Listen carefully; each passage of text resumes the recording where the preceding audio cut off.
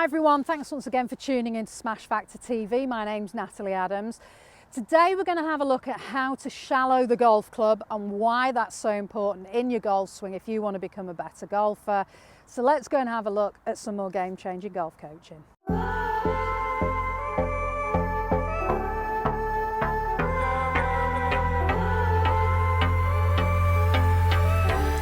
So with today's video tip, we're going to have a look at how to get you shallowing the golf club a lot better. So we're going to go through what that actually means, why it's important, and then how to get you doing it. So if we just have a look at the target line here, and I set up as I'm going to hit a shot down that target line. When I take the golf club away from the ball and I rotate my body to the right, that club head does not cross that target line, okay? So it should not go out this way.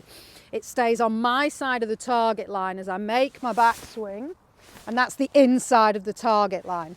And what we want to do is get that golf club so that it's following an inside line on the way back to that target line, but similarly on that downswing that we've got an inside return of the club head back to that golf ball.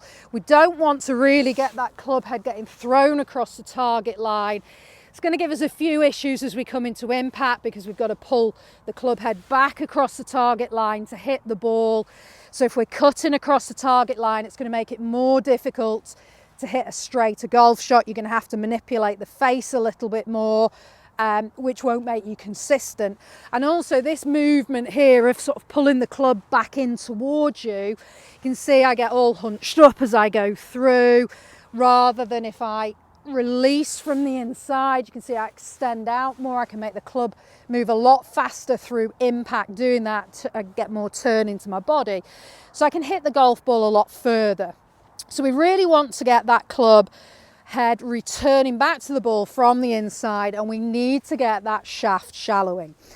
So if I move to the top and I get the club into this sort of position, here the shaft has become very upright and we would say it's gone into a steep position, and we really want the shaft moving more this way on the downswing, okay? So we don't want the club head coming over the top and in front of us and onto the far side of that target line.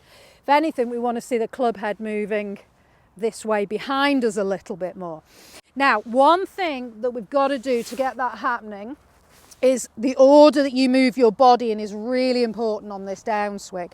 We need to get the movements initiated from the feet and the legs so that we get the left side of this pelvis pushing back and the left side of the pelvis pushing back without the upper body turning forward at the same time. So we need some separation between what the lower body's doing and what the upper body's doing. I'll put a link into the video here to give you a little drill you can do to help you work on that.